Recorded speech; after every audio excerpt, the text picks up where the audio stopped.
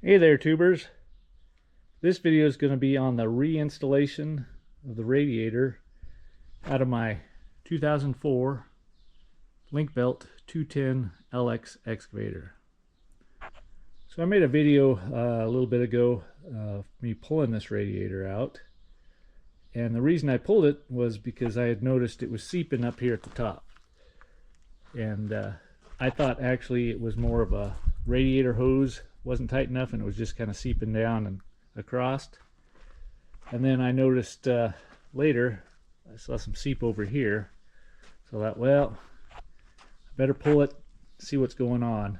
And then once I pulled it, I took the shroud off, and that's when I noticed down here there's a lot of moisture. So then I thought, well, maybe it's just leaking bad up here and coming down and running across. But I decided to get it out, get it fixed, and took it into a radiator shop. I was going to have them pressure test it and see if it was repairable.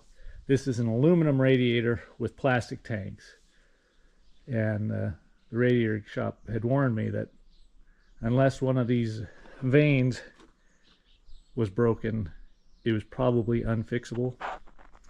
So as soon as I ran it in there, they didn't even pull it out of the truck. They looked at it and said, nope, don't even waste your time pressure testing it. That thing is completely ruined. Which didn't completely surprise me, but they said this is pretty typical with the bigger radiators, that they'll crack out in each of the corners just from flexing. So with that, I ended up buying a brand new one, and she looks pretty right now, but man, they do not give those away. That was 2,500 bucks sitting there, and for that price you'd think that they would have thrown in a radiator cap and a drain plug, but they didn't, and I didn't know that until it arrived. So I'll be robbing those off of this one. And I will go ahead and order a new cap, because this one's the original and it's looking a little old, so I'll swap those out. But it surprised me that it would crack in the corners when this thing has this framework that gets bolted into the machine. So the radiator bolts to this, and then this bolts to the machine, and then it has bracing that comes up on each side. So I wouldn't have thought that there was that much flex in it, but apparently there is. But this is also a 9,000 plus hour radiator, so I guess it was its time. So I'll get this thrown in this frame, and there's 8 bolts, 4 per side. So the radiator goes on the back side here, so 4 bolts each side, 12 millimeter. We'll get those in, and then as soon as I get the radiator in there, I'll take that shroud and I'll put on the back side here, and there's also 8 bolts for it that go through that into this. So I'll get this new radiator thrown in there and show you what it looks like. All right, there she is, all in her frame.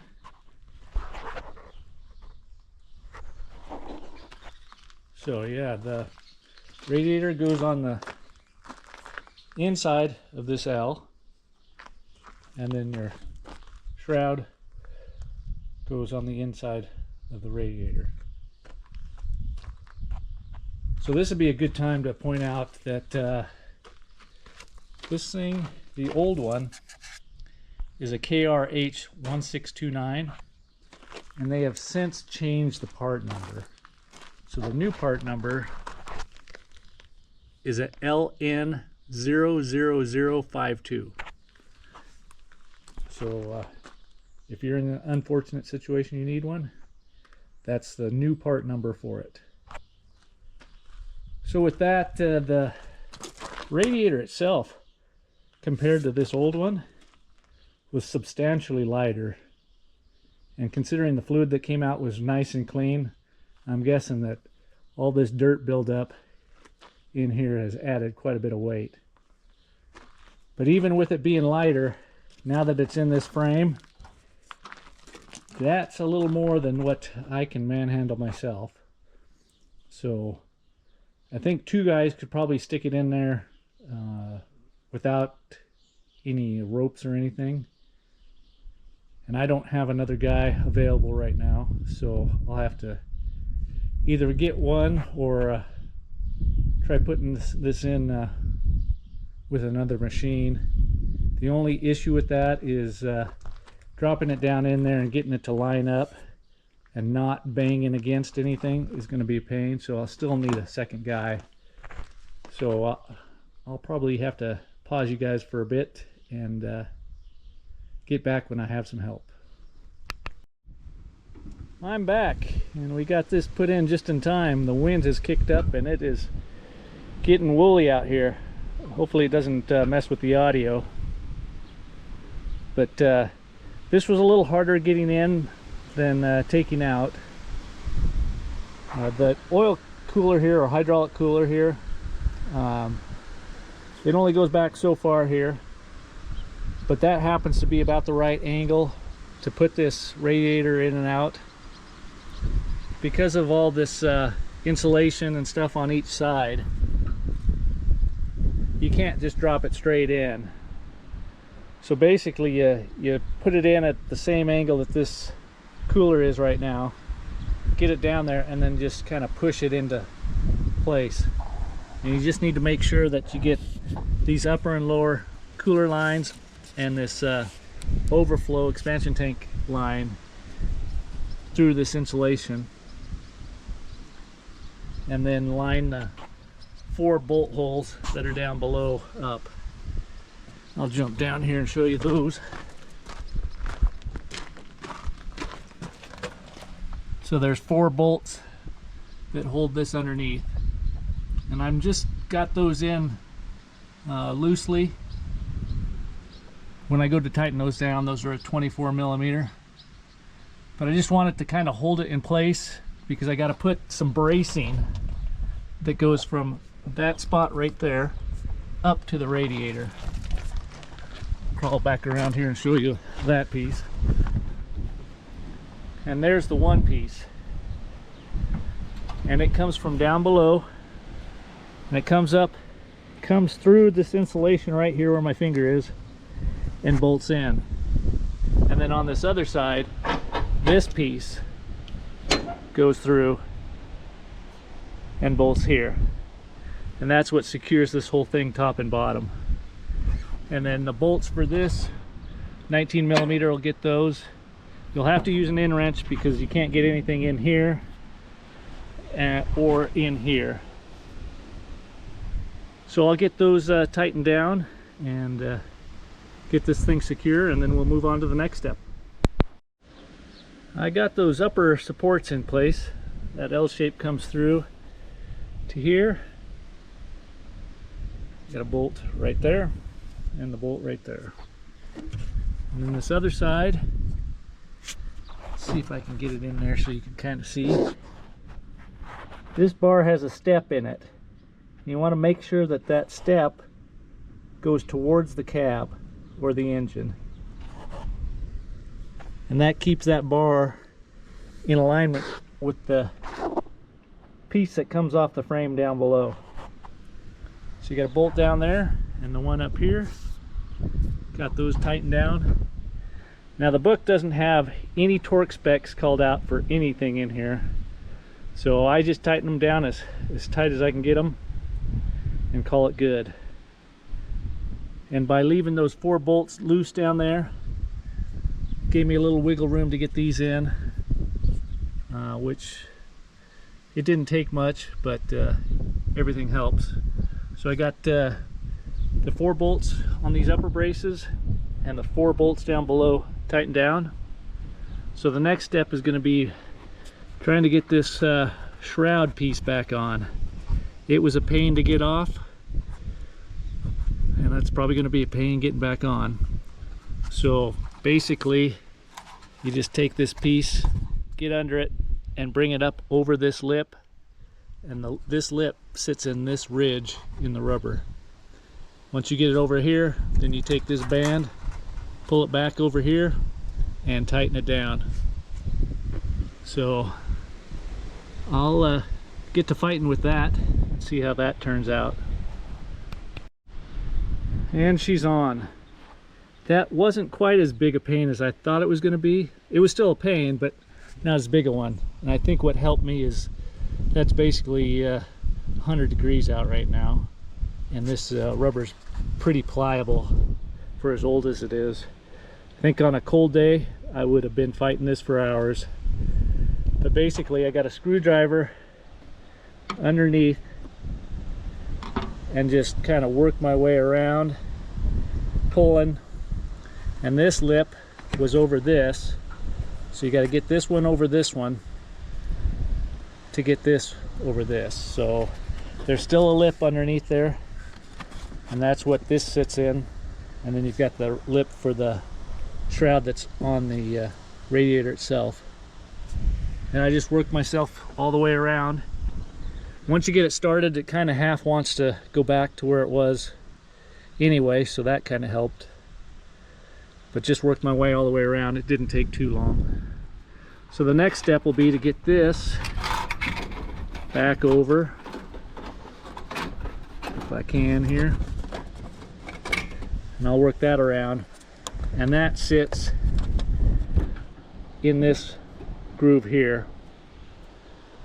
So I'll get that in place, and then I'll tighten it up. And this is an 8mm or a Phillips head screwdriver. So I'll get that put in place, get that tightened down, and then we'll get the upper and lower radiator hoses lined up and attached. So I'll be back in a bit. Okay, so there's that band installed. Now I started tightening it down, and it wanted to lift this piece here and kind of bend this tab. So basically I just got it to where it was kind of tight, but not super tight. All it's doing is keeping this from jumping over this lip, so it doesn't have to be ridiculously tight. And then I got the upper and lower radiator hoses on. Now I replace the factory clamps because they're just standard hose clamps, and I go to these constant torque clamps. I like them better. But if you had just the factory clamps, it's an 8mm head. This set of clamps I just bought from Napa, and they're a 705 1507, and they're a 44 to 67mm size. These are just about the right size for these hoses, and the last set I got was 10mm. This set is 3/8. So if you go with those, you'll need a 3/8. If you go with the factory, 8mm. And then the upper radiator hose is in here, and it's kind of a tight spot. So I go on the back side with that clamp because I don't want to get up close to this fuel filter, because it's already a pain in the butt to get off and on as it is. And then the lower one is pretty basic. It's easy to get to, and it's right there. So nice and easy. Got that one on. So I got that wrapped up there. So the next thing will be to get these hinges remounted to this radiator frame, and then that way this hydraulic cooler can swing in and out when you need to clean stuff. But this was kind of a bear to get off. I ended up having to take this top cover off so I could get to these back two holes here to get the bolts out.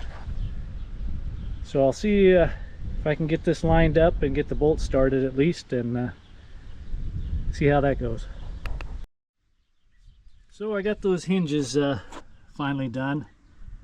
That ended up being the biggest pain in the butt of anything so far. This hydraulic cooler is fairly heavy and awkward, and trying to get it lined up, because you got to get it in and get the height right to get a bolt started. So what I ended up doing is there's 4 bolts in all 4 corners of this cooler that once it's swung back against the radiator, you put those bolts in and it holds it secure. So if you want to swing this out, you got to pull those 4 bolts, and then this thing will swing out on these hinges. So what I did is I got these top 2 started, and that kind of held it in place. They're loose, they're not tight. And then I just had to manhandle that thing back in there, and I still had to lift a little bit and push it in, and it ended up being a chore, but I finally got it. So I also put the overflow line on while I was screwing around here. So the next thing is going to be to put this air intake, goes right in there for the air cleaner, and I pulled that out so I could get to these bolts easier. But in order to get to this, I had to pull this top plate to get to the bolts on the back side that hold that piece. So I had to take a lot off for a little job. But I'll get this back on, and before I forget, 14mm will take care of those and those. And then I'll get this back in place. I left these 2 bolts because these are slotted, so you'll just slide in there, hold it, and then I'll get the rest of the bolts put in here. There should be 4 more, and I'll get that tightened down. So I'm trying to beat the dark, so I'll be right back. And there she is installed. Good and secure. They got plenty of bolts holding that little piece on. And you can see I got the bolts in on the back side here. So the next thing will be to get that big piece up here and put the 1,000,000 bolts that hold it down in. Now these were a 17mm. I tightened all those down, and then the overflow line goes through this little piece here, and you just crimp it over. Keeps it nice and secure for the overflow reservoir. So I'll get that plate up here and get those bolts in, and see if we can get this all tied up on this end before it gets too dark. Well, I got that in, and while I was putting this in, I also put this piece in and this guardrail. So the guardrail bolts in 3 spots here, and it uses the same bolts that go around on this piece, and then 2 of the bolts for this guardrail go on this intake piece here, and then there's another bolt hidden inside here. So there's 5 bolts that hold this piece in, and then there's 6 bolts, I think 1, 2, 3, 4, 5, 6 bolts, yep, that hold this piece in, and they're all 19mm. So I got that in, everything's tightened down. I'll do a once over here, but I think I got everything in. I got the 4 bolts that secure this in after it's swung back. So I think I'm ready to actually put antifreeze in it and give it a test fire. But I'm just about out of daylight, so that'll have to wait till tomorrow. So I'll catch you then. I am back again, and I've looked everything over, and it looks like everything's in the right spot, and hopefully I got everything tightened down properly. So my next step is going to be to fill this radiator up and fire this thing up to get some air bubbles out of it and pressure test it. And the book says this holds 7.1 gallons in the entire system. When I drained this out, I only got about 3.5 gallons out of it.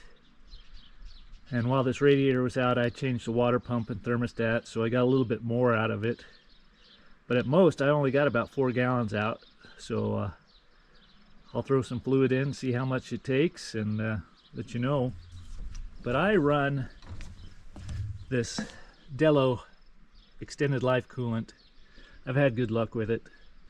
That's just my personal preference, but when I pulled this all apart, I didn't see any corrosion, anything internally, so it's doing its job. But I'll get this filled up and see what happens. Well, I ran it, and so far no leaks. And nothing seemed to be clanking when it was running, so I think I'm going to call this a success. I ended up putting just about 5.5 gallons of coolant in it.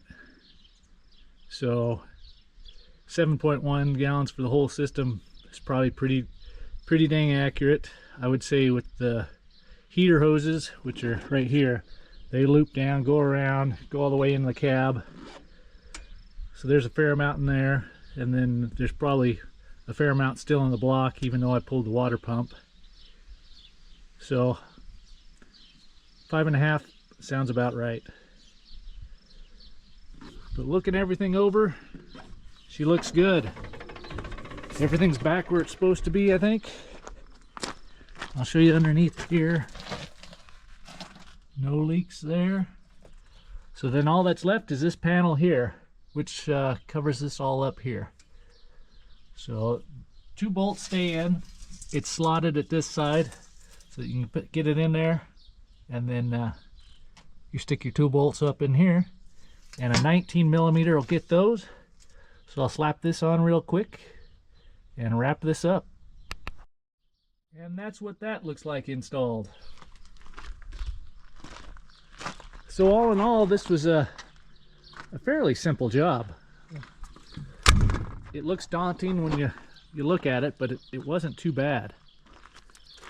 And if it wasn't for how heavy and awkward that is, one guy could do this. Well, one guy could do it if you wanted to use these lifting eyes and lift it out, but you got to be careful not to hit this cooler. But if you were really strong, you could probably lift that out with one guy, but I'm not that strong. So I just needed a second person to lift this out and to set it back in. Otherwise, it's a pretty straightforward operation. So with that, if you have any questions or comments, leave them below. Otherwise, I'll talk to you later. Bye-bye.